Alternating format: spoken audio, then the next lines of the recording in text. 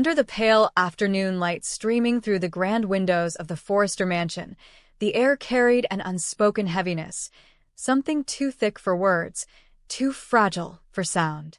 For decades, the house had been a symbol of triumph, art, and family pride.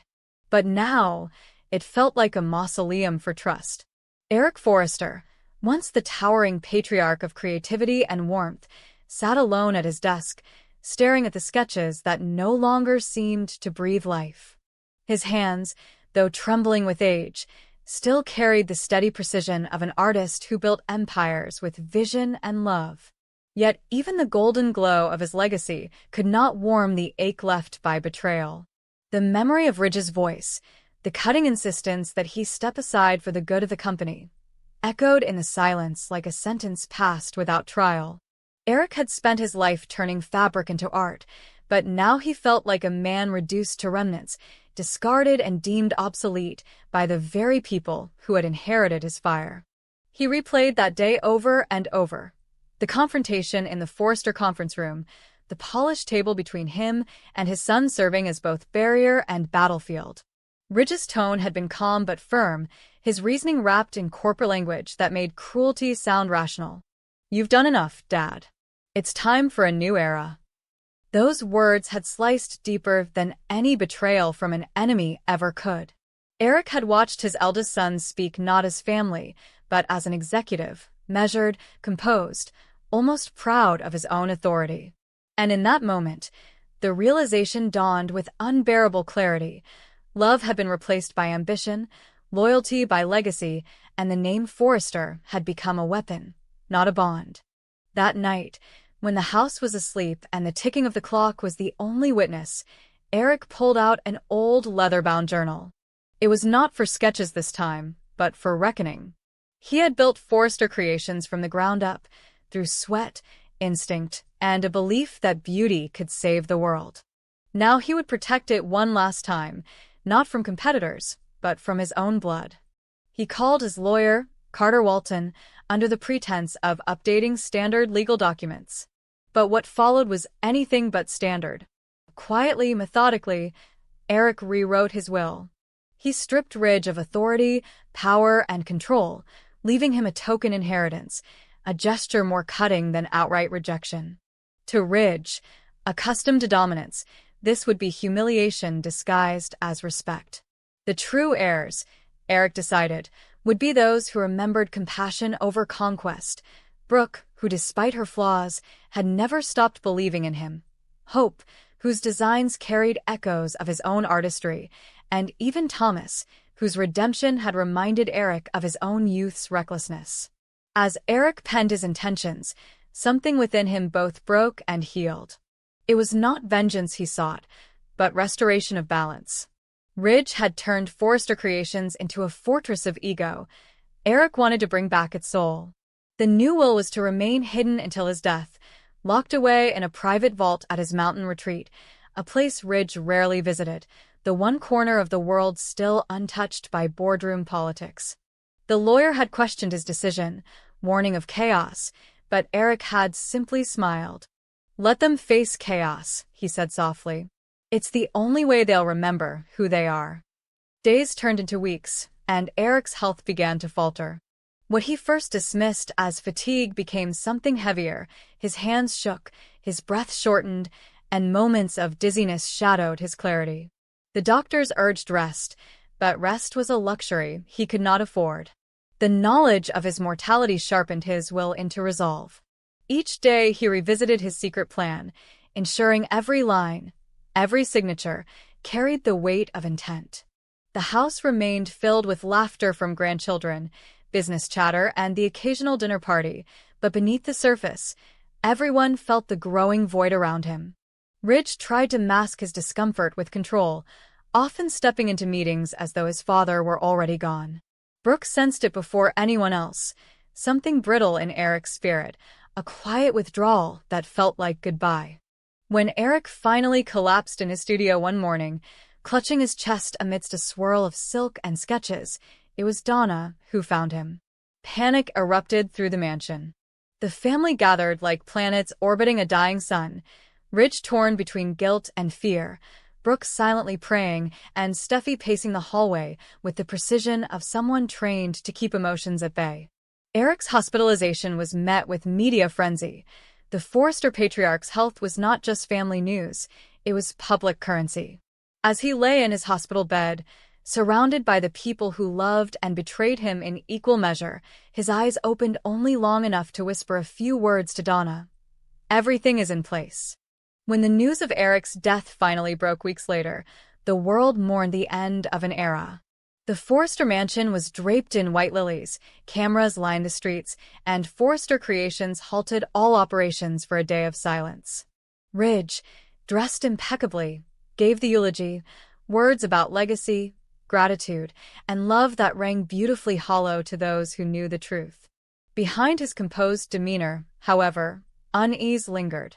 Brooke's gaze on him was cold, almost questioning, as though she sensed that Eric's final chapter might not have been written for Ridge's comfort.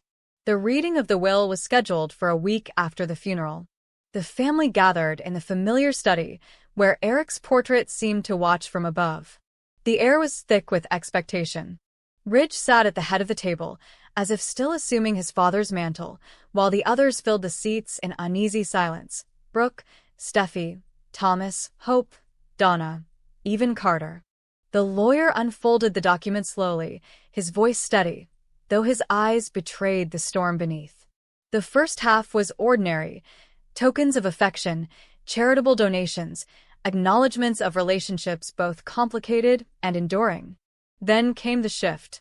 Regarding the ownership and leadership of Forrester Creations, Carter read, Eric Forrester, leave controlling interest to Brooke Logan Forrester, Hope Logan, and Thomas Forrester, to be held jointly, with shared decision-making authority. The room froze. To Ridge Forrester, Carter continued, his voice catching slightly, I leave my deepest gratitude for his years of service and a position of creative consultant emeritus to honor his contributions without burdening him with administrative responsibility.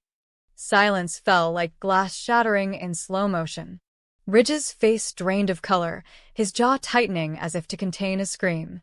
The words, without burdening him, echoed in his head, mocking him. He glanced around, Brooke's stunned expression, Steffi's disbelief, Thomas's mix of shock and guilt. For the first time in his life, Ridge felt powerless in a room he had always commanded. His father had not only stripped him of control but had done so with surgical precision, ensuring that Ridge's pride would feel the cut long after the ink dried. The aftermath was chaos. The media exploded with speculation. Eric Forrester's final betrayal? Read one headline. Power shift at Forrester Creations. Brooke and Hope take the helm. Ridge stormed out of the house that night, his fury barely contained. He accused Brooke of manipulation, of turning his father against him. But deep down, a seed of doubt gnawed at him. Had he truly pushed his father too far? Had his ambition blinded him to the old man's pain?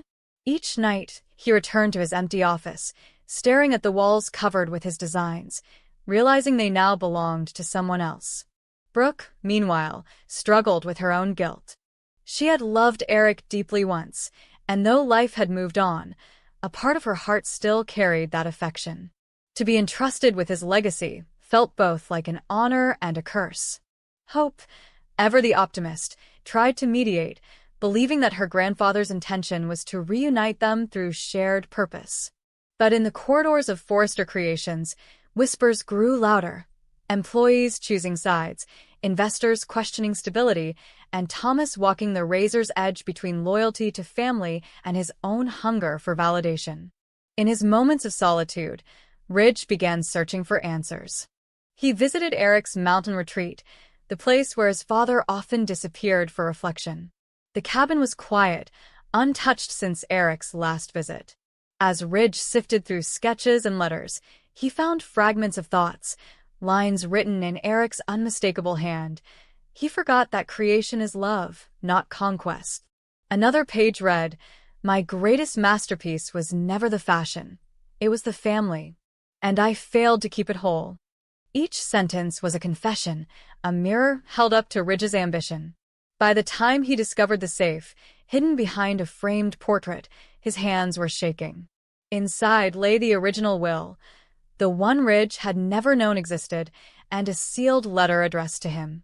When Ridge finally read the letter, the words broke something inside him. Eric's tone was neither angry nor vengeful. It was heartbreakingly human. "You are my greatest pride and deepest wound," it said. "You wanted to lead, but you forgot to listen. You fought for power when I needed your hand. I gave you the company once as a gift. Now I take it back as a lesson. Build something of your own, Ridge, not from my shadow, but from your truth." For the first time in years, Ridge wept, not from anger, but from clarity. The empire he had spent his life defending had never truly been his. It was borrowed, inherited, assumed. He left the cabin at dawn, the first rays of sunlight touching the sketches on the wall, making them glow like living memories. Back in Los Angeles, the family continued to wrestle with the fallout, yet somewhere within the chaos, change began to take root. Brooke proposed a new line dedicated to Eric's memory, merging Hope's modern ethics with Thomas's bold vision, a collaboration Eric would have loved. Ridge did not return to Forrester Creations for weeks. He walked through the city like a ghost, stripped of titles, surrounded by his own silence.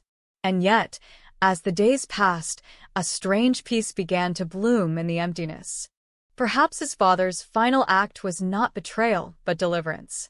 By taking away everything Ridge thought defined him, Eric had forced him to rediscover what truly mattered, not control, but purpose, not victory, but creation.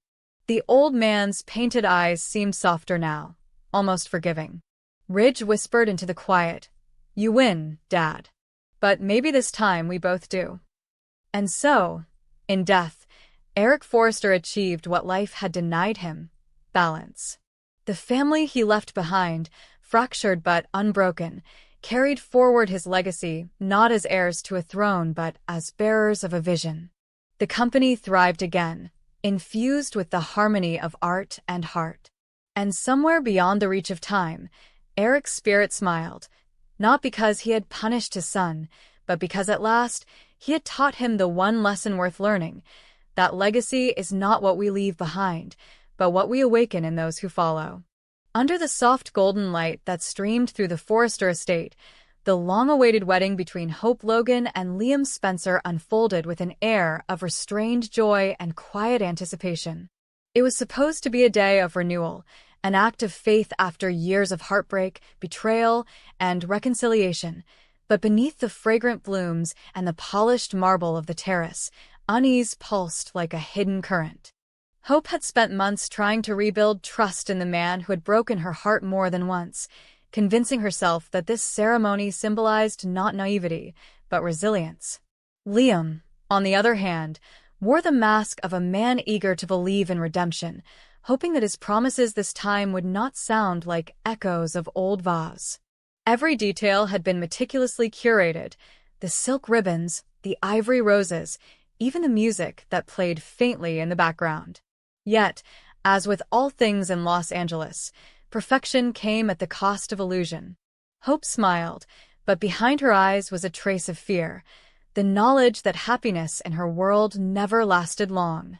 The crowd gathered in elegance, Brooke Logan watching with maternal pride, Ridge offering polite smiles despite his mind still haunted by Eric's declining health, and Steffi standing quietly at the edge, masking her discomfort behind impeccable poise. For a brief moment, it felt like the families had reached an impossible truce. The younger guests radiated excitement, especially Beth Spencer, who had begged to be the one to lead her parents down the aisle. She fluttered between the chairs like a tiny beam of sunlight, ensuring the flowers were in perfect order, whispering to the guests and reminding everyone to smile for the cameras. Her innocence was the kind of purity that none of the adults could hold on to anymore. She wanted her parents to be happy, believing that a wedding could truly fix what had once been broken. She even helped choose the desserts, a mix of sweet childhood comfort and adult sophistication, symbolizing the bridge between innocence and the heavy expectations of legacy. But what Beth could not see was the storm brewing just beyond the gates of that paradise. Deacon Sharp, Hope's father, had delivered the message that Sheila Carter, his wife, his gamble at redemption, was not welcome. Hope had insisted it wasn't personal, merely necessary, a matter of safety and peace. Yet for Sheila, rejection never felt impersonal. It felt like annihilation. In the solitude of her dimly lit apartment, she stared at the invitation she would never use. Her fingers traced the embossed gold letters, trembling between sadness and fury. All she ever wanted was to be seen as human, but the world around her only reflected the monster she once was. Deacon's loyalty to his daughter was something she understood intellectually but could not bear emotionally. Somewhere deep within her, the fragile threads of restraint began to unravel. Taylor Hayes, meanwhile, had her own demons to wrestle. Her relationship with Sheila had always been one of uneasy tolerance, an alliance of psychologists and survivors. When Sheila arrived at her doorstep, eyes red and voice trembling, Taylor thought she saw a woman on the verge of remorse. But remorse, in Sheila's world, was only another form of manipulation. The conversation began softly, layered with memories of loss and second chances. Taylor wanted to believe that every soul could heal. Yet, as she uttered the fateful word, crazy, she saw the spark ignite behind Sheila's eyes. It was not madness she saw in them, but focus, an eerie calm that promised action. The air in Taylor's home thickened with menace. She realized, too late, that she had awakened a beast that had only been sleeping. At the wedding, laughter flowed like champagne, but not even the Forrester charm could drown the subtle tension that hung in the air. Hope glanced nervously toward the entrance more than once, half expecting the ghost of her family's complicated history to burst through the doors. Liam, ever the optimist, whispered reassurances, but his own eyes betrayed unease. His memories of past weddings, each one shadowed by a crisis, made him painfully aware that peace in Los Angeles was always fragile. When Douglas Forrester arrived, dressed neatly in a silver-gray suit, his return felt like the missing piece of the family puzzle. He hugged his Aunt Brooke and smiled at Hope, unaware of the undercurrents around him. But even his young heart sensed something unspoken, as if happiness itself held its breath. Outside, Taylor struggled to contain the situation spiraling before her. Sheila's words came fast, her voice shaking with outrage and despair. She had endured humiliation before, but never on a day that represented everything she craved: belonging, forgiveness, love. Taylor's attempts at reasoning faltered as Sheila's emotions shifted from wounded vulnerability to cold determination. "They'll see who's crazy," Sheila murmured, not as a confession but as a vow. She moved toward the door, her figure a silhouette of vengeance against the sterile white of Taylor's home. Taylor wanted to stop her, to call Deacon, to warn someone, but fear paralyzed her. She knew that to confront Sheila was to step into the labyrinth of her mind, where logic had no power. Back at the estate, the ceremony began. Brooke took her seat in the front row, tears glimmering in her eyes as Hope appeared in her gown. The fabric shimmered like liquid light, delicate and radiant. Every step down the aisle was a reclamation of faith, a refusal to be defined by pain. Liam's gaze softened, and for a fleeting instant, the world seemed to hold still. When Beth stepped forward, proudly holding the bouquet, the guest smiled, believing this moment would mark the start of something pure. But outside, the faint rumble of an approaching storm broke the illusion. Sheila drove through the winding roads of Beverly Hills, her mind spinning between heartbreak and rage. The rejection had reopened every old wound she had ever tried to close.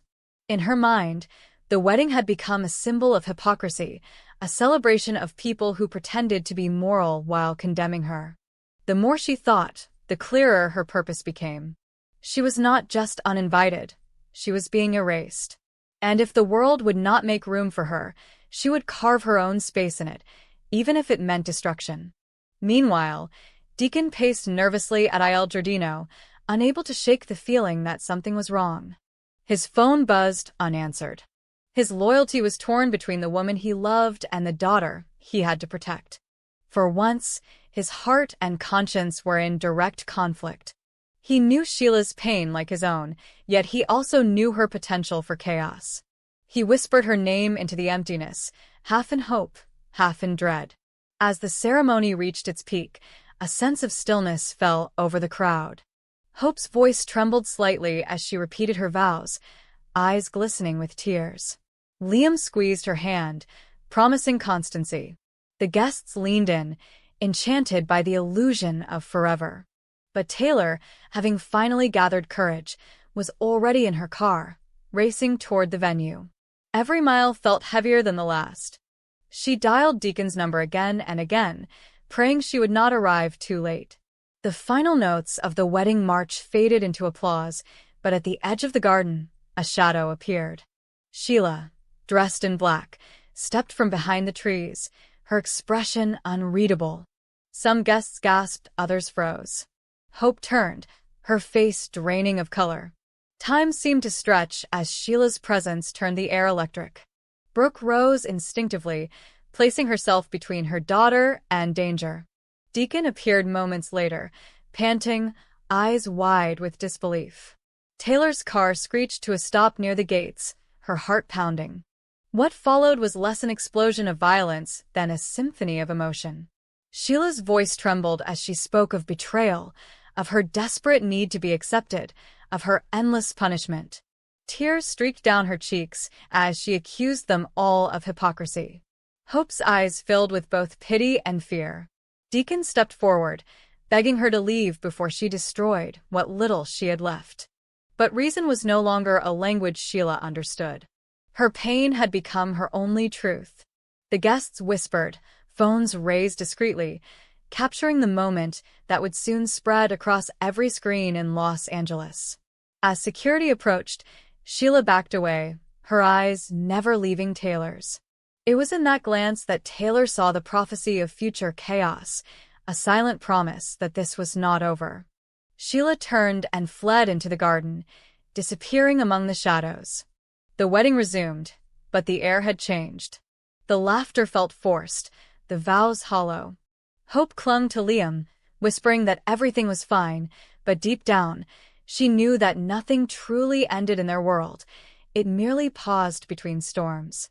When the night fell over Los Angeles, Taylor sat alone in her office, haunted by her failure to stop what had happened. Deacon, too, drank in silence, his faith in love fractured. And somewhere out there, beneath the same moon, Sheila smiled through her tears, convinced that destiny had only just begun to turn in her favor.